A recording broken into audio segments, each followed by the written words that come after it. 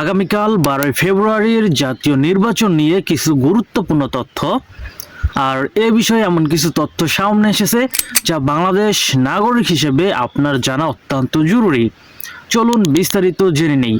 সবচেয়ে গুরুত্বপূর্ণ তথ্য হলো আগামীকাল 12 ফেব্রুয়ারি সকাল 7টা থেকে ভোট নেওয়া শুরু হবে এবং শেষ সময় হচ্ছে বিকাল 4:30 পর্যন্ত। আর এটি জানিয়েছে বাংলাদেশ নির্বাচন কমিশন। আগামীকাল 12 ফেব্রুয়ারি বাংলাদেশের গণতান্ত্রিক ইতিহাসে এক অবিস্মরণীয় দিন।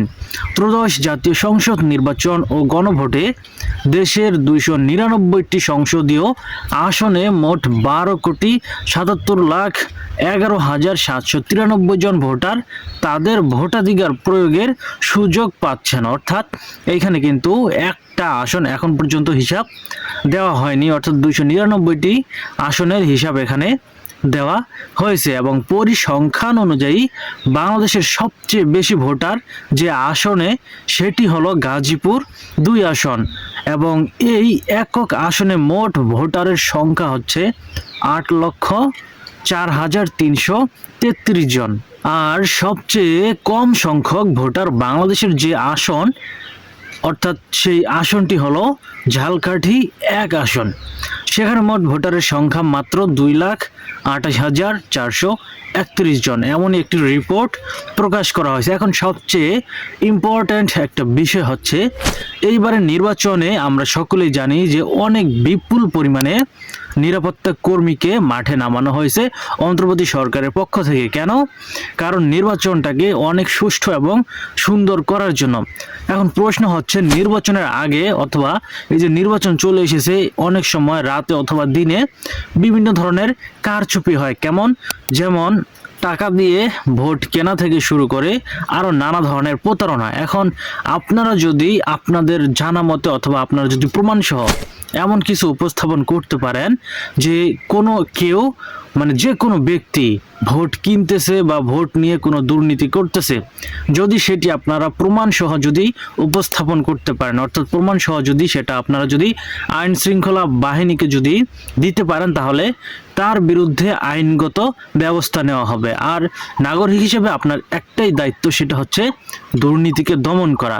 অর্থাৎ এই ধরনের কার্যক্রম যদি কোনো দল করে থাকে, সেটা যেই দলই হোক না কেন, অবশ্যই আপনার উচিত সেটা প্রতিহত করা এবং খুব দ্রুত আইনের দ্বারস্থ হওয়া এবং সেটি অবশ্যই আইন শৃঙ্খলা বাহিনীকে আপনার খুব দ্রুত জানানো দরকার। তাই অবশ্যই আপনার সকলেই সচেতন থাকবেন এই বিষয়টি দিয়ে, যেন যে কোনো ধরনের কারচুপি যেটাই হোক না কেন আপনারা অবশ্যই এই ধরনের কিছু লক্ষ্য করলেই অবশ্যই আইন শৃঙ্খলা বাহিনীকে জানাবেন।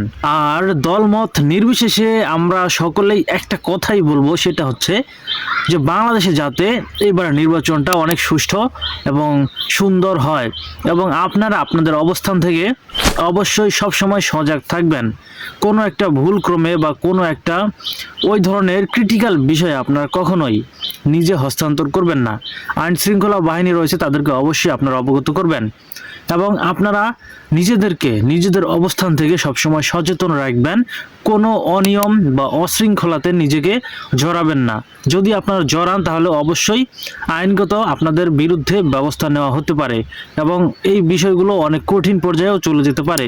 তাই অবশ্যই আপনাদের উচিত আপনাদের পক্ষ থেকে আপনাদের সকলেরই সাবধানতা অবলম্বন করা এবং দেশের যে আইনগুলো রয়েছে অবশ্যই সেই আইনগুলোকে সম্মান করা এবং আপনার ব্যক্তিগত ভোট অবশ্যই প্রদান করা। তবে সবশেষে কি বলা যায় যে এইবারের নির্বাচনটা প্রতি বছরের যত নির্বাচন হয়েছে প্রত্যেকটা নির্বাচনের তুলনায় ডেফিনেটলি অনেকটা চেঞ্জ।